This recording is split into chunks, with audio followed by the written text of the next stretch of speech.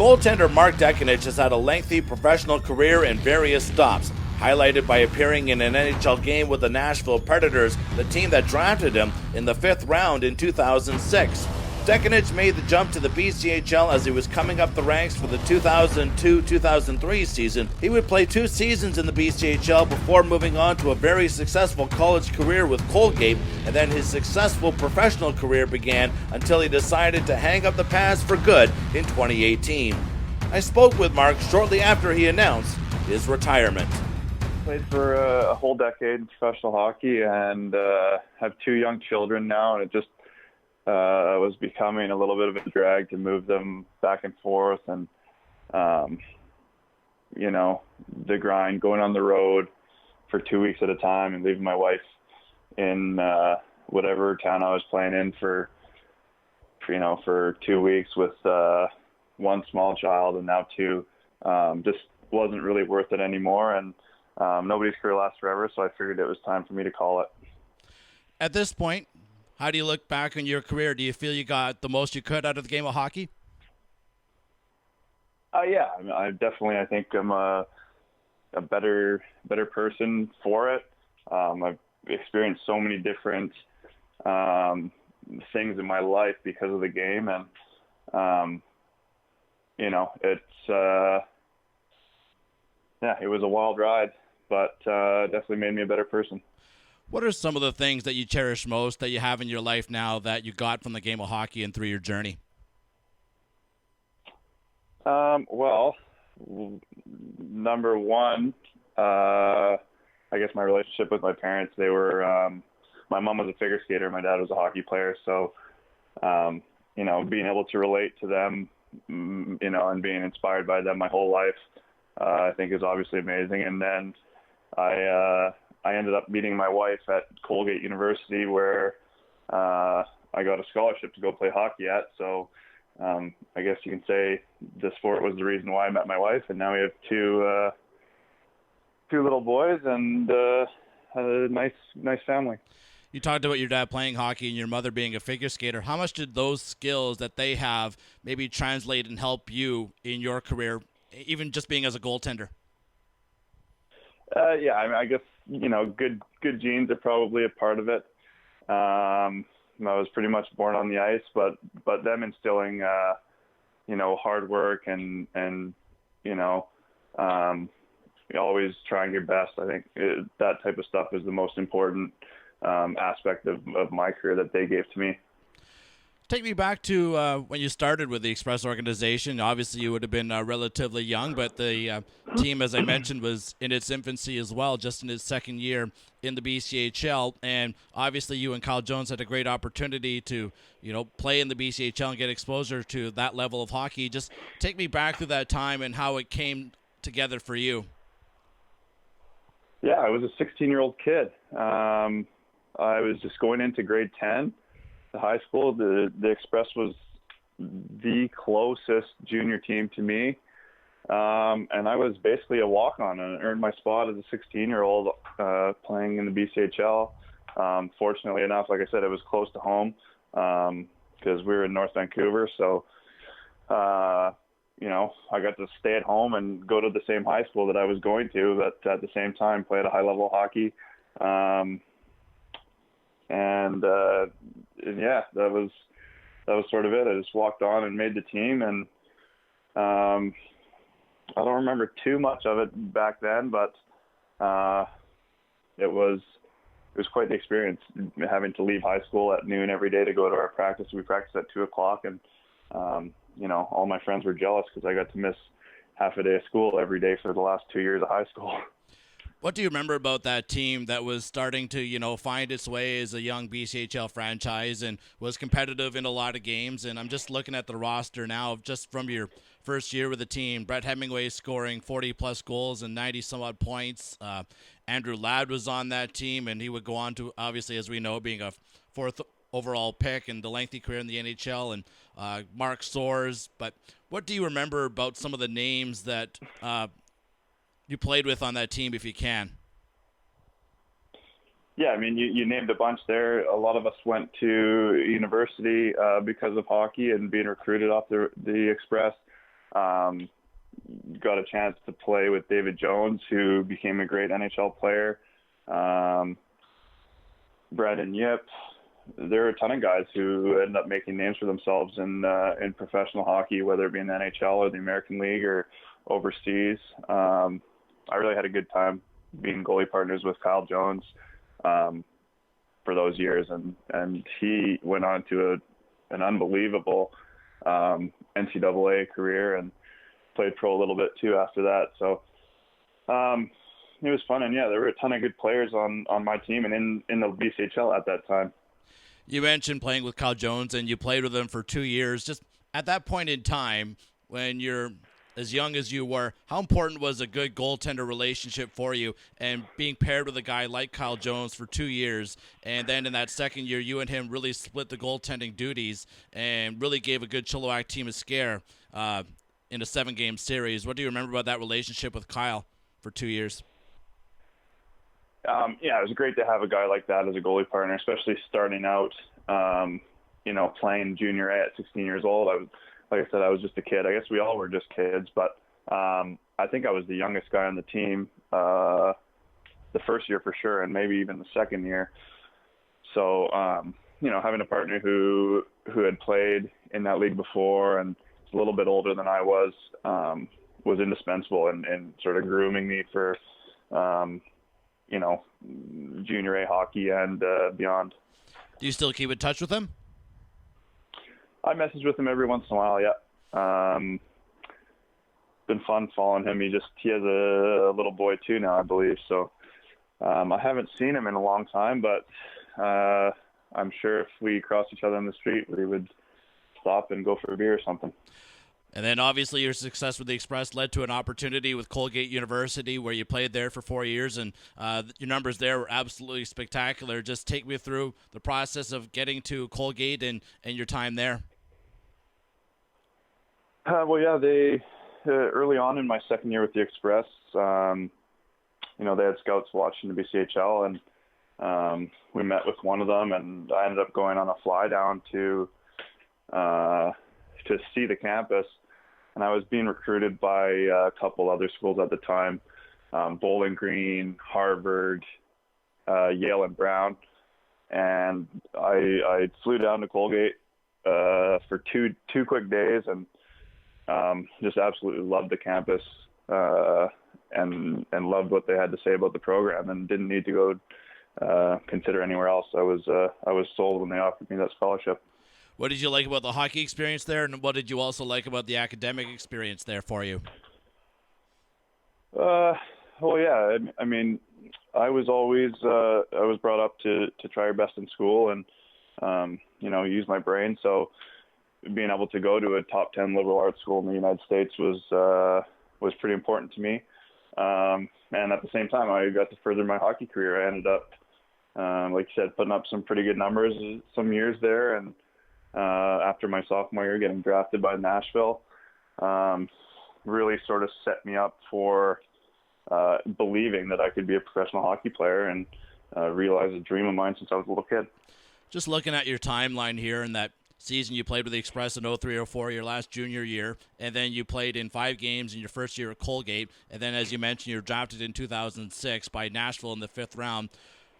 I'm sure that you were already starting to get a little bit of attention and maybe being on a little bit of the NHL radar. What did maybe that 2 years kind of do for your development that eventually led you to getting drafted?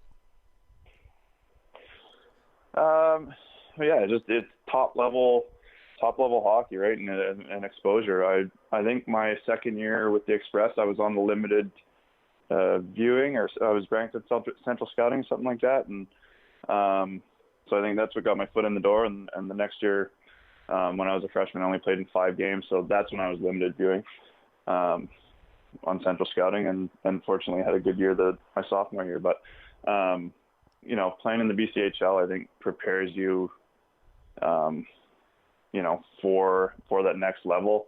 I think it's the best junior league in Canada. That's Tier 2, and like I said, I enjoyed my time with the Express, and it was invaluable to my success. What did you graduate with out of Colgate? I graduated with a bachelor's degree, a master or a major in history, and a minor in sociology and anthropology.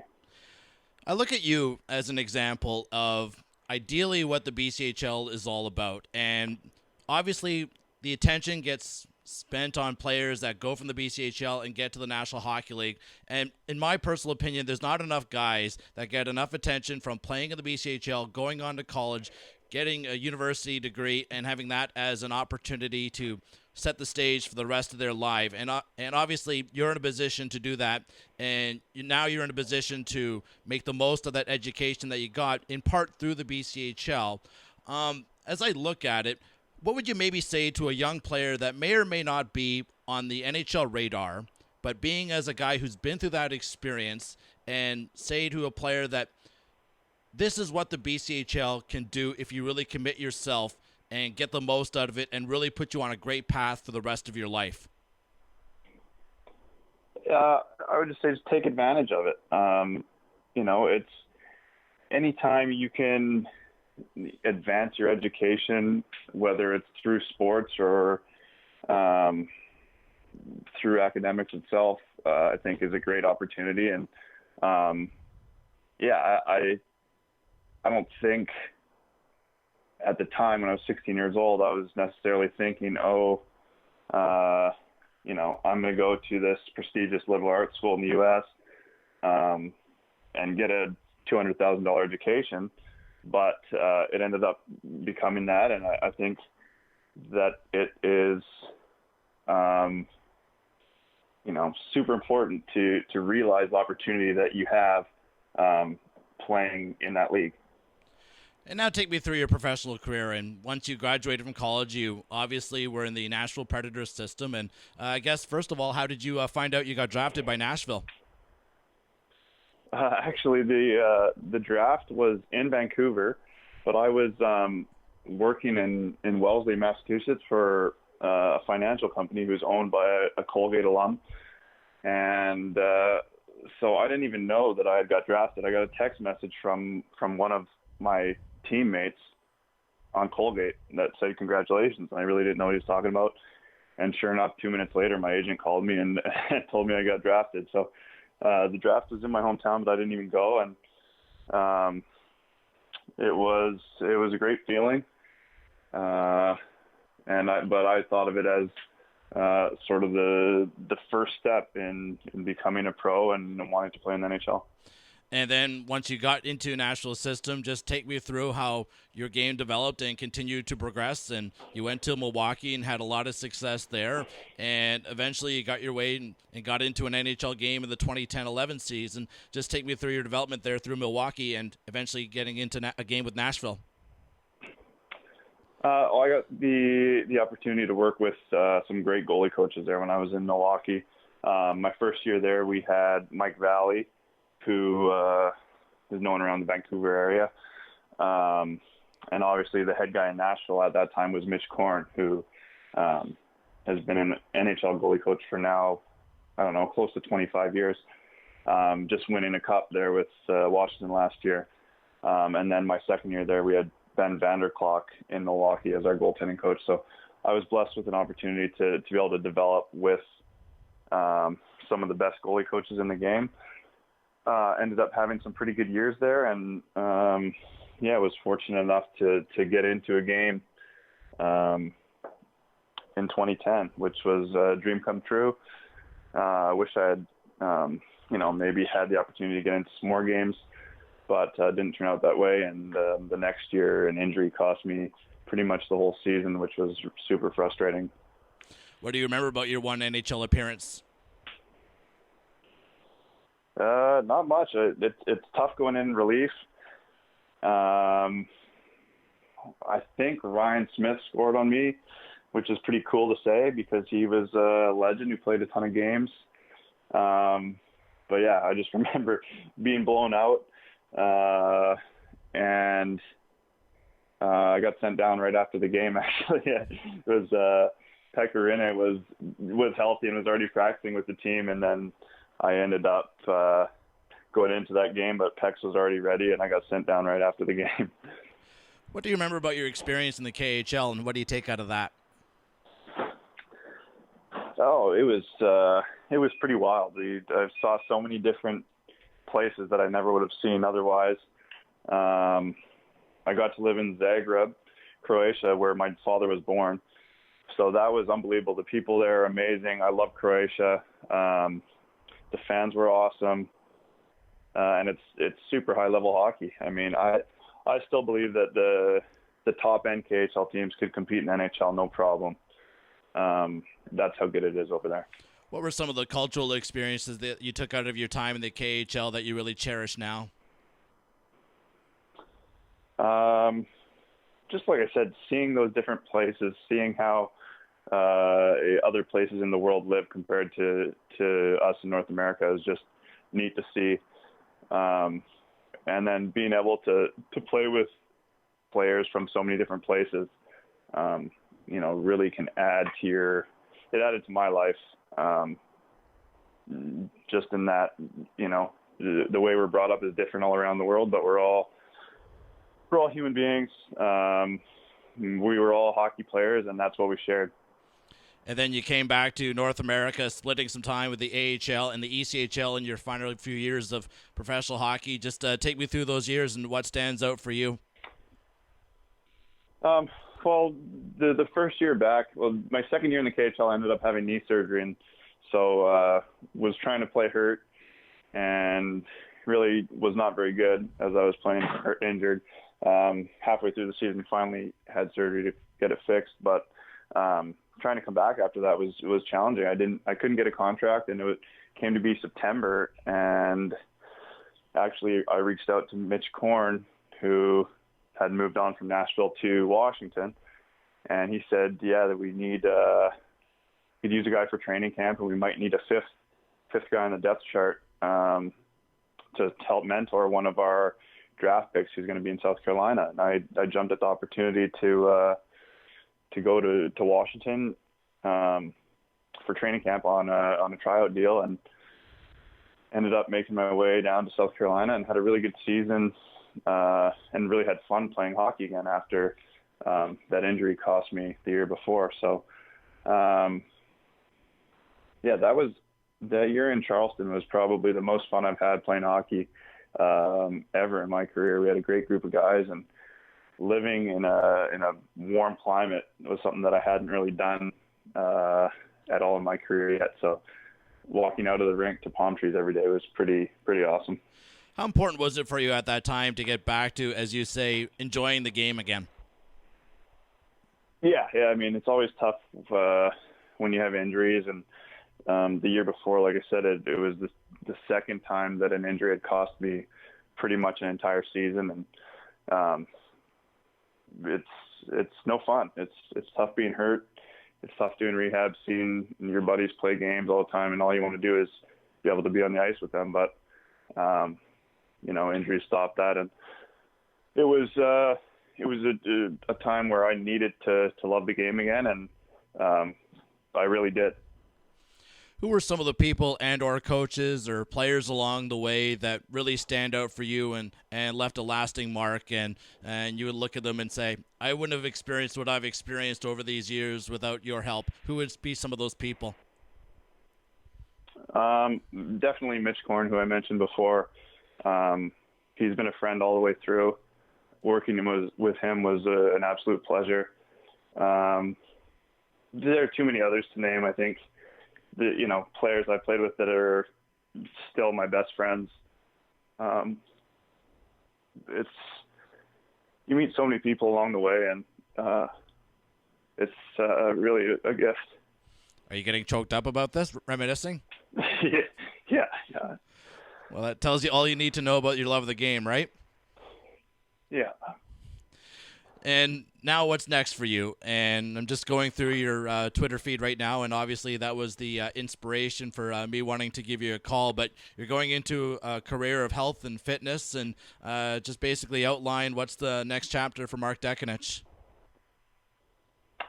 Yeah, I started it's personal training and off-ice strength conditioning business. It's something that I worked hard at my whole career as a player, and think I could make a big difference in other guys' careers by helping them manage injuries and improving their off-ice conditioning. And that's obviously what the BCHL, I think, in some ways is a great avenue, like I was saying earlier, to put you on a path for the next stage of your life. And I'm sure you would agree with that assessment. Yeah, for sure. I mean, nobody can play hockey forever. And, being able to go to university and, it's something to fall back on, whether I use my history degree or not, is a different story. But I think the experience that it's provided me, has been nothing short of incredible. Just following up on reading through your note here, you mentioned that the highlight of your career came in 2017 when your oldest son, Asher, came to his first hockey game in Reading, Pennsylvania. Just take me through that experience for you and what it meant for you as a father at that time. Oh, it was so much fun. He's the reason that I wanted to keep playing. And it was a special moment for sure. Well, Mark, this has been absolutely fantastic. And like I told you when I first reached out to you earlier today, that I've been following your career and wanting to get a hold of you at some point to record an interview. And this has been absolutely fantastic. And I can't thank you enough. And congratulations on a great career. You got a lot out of the game of hockey. And I really wish you all the best, even though our paths have only minimally crossed over the years. I really appreciate you taking the time here today. No worries. Thanks, Eddie. I appreciate you having me on. That's retired professional goaltender Mark Dekanich. Thank you for tuning in and listening to this interview. Please check out the other interviews on the channel if you want more content. Please like and subscribe. I'm Eddie Gregory.